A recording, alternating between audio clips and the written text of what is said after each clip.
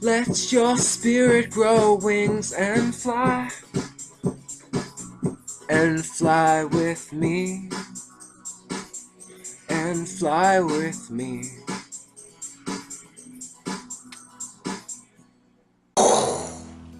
Hi out there in the YouTube land. Welcome back to my channel. In this video I'm going to be discussing gender, sexuality, male and female energies, and what they really are, besides just, you know, a woohoo and a weehee or whatever we want to call them, right? Because there's a lot more to our physical world and just its physical processes than just that. There's the mental mind, our consciousness that exists within ourselves, and there is soul, or your spirit. So you have the Holy Trinity being made here, okay? So there's the body, the mind, and soul, okay? The Holy Trinity. And a lot of people, I feel, and this is no way, in any way, hate on any of the trans people out there or transitioning people, because I know that that is quite popular nowadays, and I don't want to put any hate to that, but I do want to say something I feel is quite honest, is that I think a lot of people in our world, not knowing who they are on the inside, truly, and because of some of things in society that have existed which show the male and female archetype. You know, just go back to like the 1800s or something, you know, if you have like the man goes to work and the woman who stays at home and raises the children, that kind of mentality. Well, as the world has become more empowered and open when it comes to equality and treatment of others, especially through rule of law, we want everything on paper nowadays. It's not just enough, don't just treat people with respect, because that's what you're supposed to do, but you have to because it's on paper, and you'll get in trouble.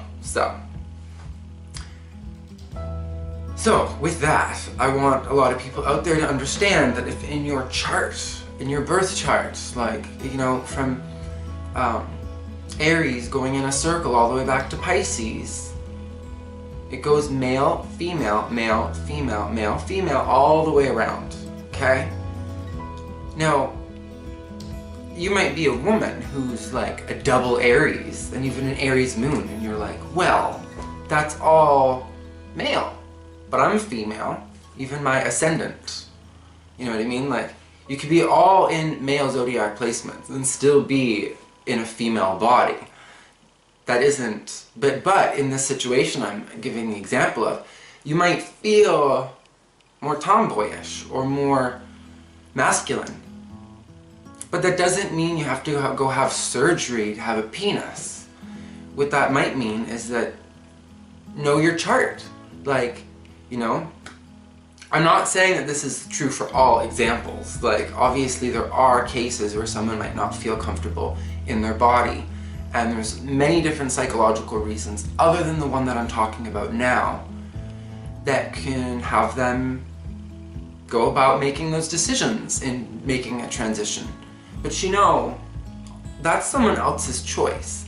And everyone's choice that they make in this life is based off of previous, you know, psychological undertakings. Like their growth, basically, is what I'm saying.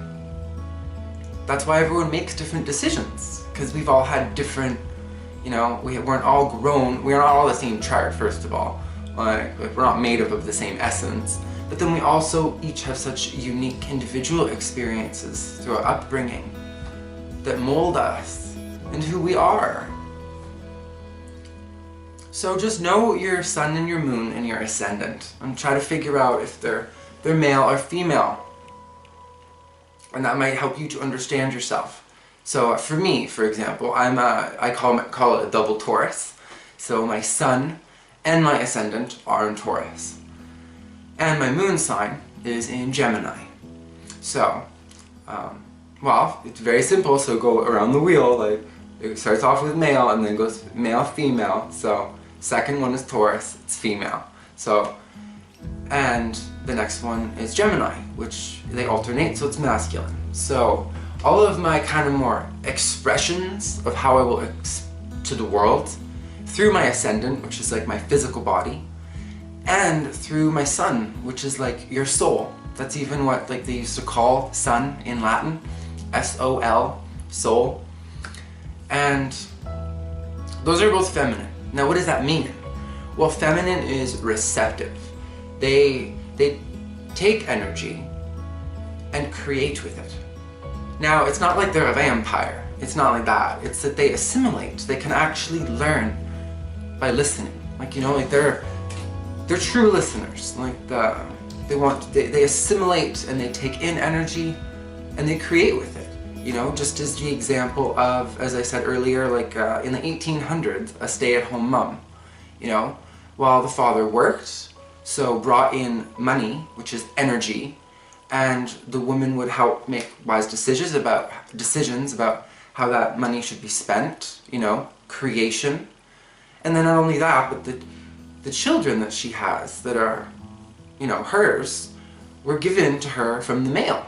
Like, she needed to be, like, inseminated. She needed the energy to create with. That's why in, you know, all ancient, you know, legends and stuff about, and metaphor about the earth, like, it's the Mother Earth, because really, like, we're in, like, her womb. Like, we're always in her world, and she takes care of us. So, you know, and takes energy from the sun, which is masculine, Leo. So, and from that energy from the sun, you know, photosynthesis and all that, life, we get life. The unity of the two create. No male force cannot create on its own, and neither can female force. They just have different ways of expressing themselves when they are divided, and when they're put together, then they create, such as, like I said, children and a family. So then we'll look at my Gemini moon. Well, it's male. Well, male is more expressive, so think of like Leo. It's not really concerned about necessarily things about the world other than itself, you know? And that's fine. Like, everyone has like an inner Leo. Even if you're not a Leo, you still have kind of, you know, an understanding of ego and how, like, you know, your own, the self, you know? But if you have a Leo energy in your chart, then you might be able to understand this further. So then what Leo's, or male energy, is able to do is able to, you know, exude energy, exude oomph. Like, it really, like, as I said in the example of the stay-at-home mom and the dad in the 1800s, well, they're the ones that would be like the leaders. Like, they take charge, and they would, you know, bring the bacon. And you know what I mean? It's hard to put some of these into metaphor or to try to truly explain it. But I hope that it is being understood by some of you. And if you just look in your chart and see what ones are male and female, and whether or not it's your moon or your sun or your ascendant, things like that, even your Mars placement, like for example, my Mars is in Aquarius, right? And that's a male sign, right? For sure. Yeah, it would be a male sign. And, you know, so it can go, and Mars signs shows you what you're like when you're frustrated or you have like a temper. And that's kind of a separate thing, but at the same time, it's not really, because everything is connected, and Mars and Venus placements have a lot to do with your love life. So depending on if those are in male or female signs, depending on your relationship, that's really going to help to show you a layer. For example, if your partner you're with was both with Mars and Venus in female signs, and you're in male signs, you might feel that, like, you can really actually, like, understand that connection that you guys have in that, the exchange of energy. And it's not a bad thing. Like the husband who went away to work, bringing home the bacon to take care of the family, to bring energy home that can be used for creation, like out of love.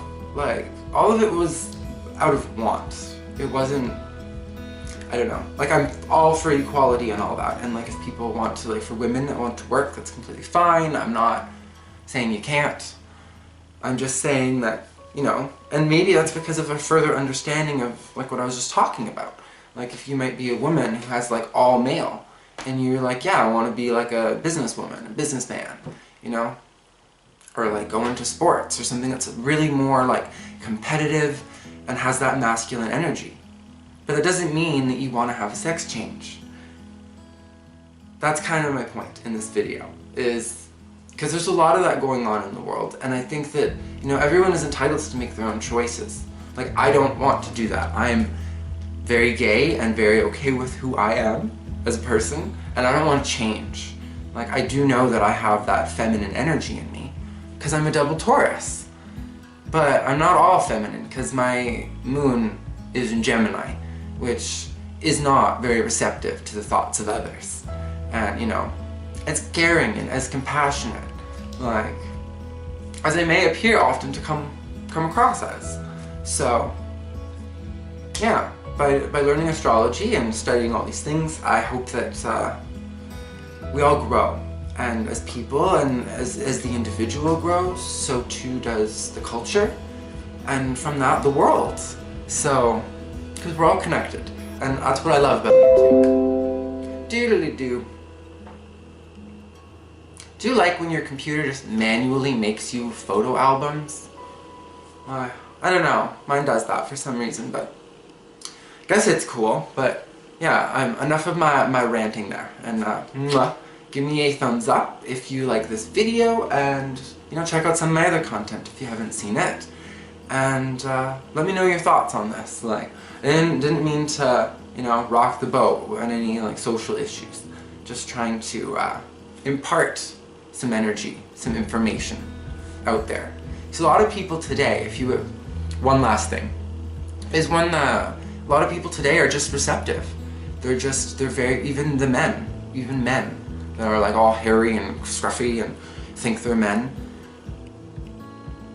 are very kind of whipped by society and feminine in regards to the aspect of not putting out any of your own thought, just memorizing everything of the world and then being its kind of bitch.